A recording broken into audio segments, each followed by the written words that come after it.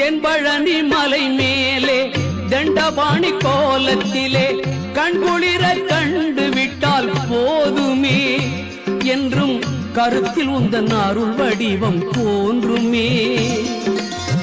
தென்பழனி மலை மேலே தண்டபாணி கோலத்திலே கண்குளிர கண்டு விட்டால் போதுமே என்றும் கருத்தில் உந்தன் அருள் வடிவம் தோன்றுமே.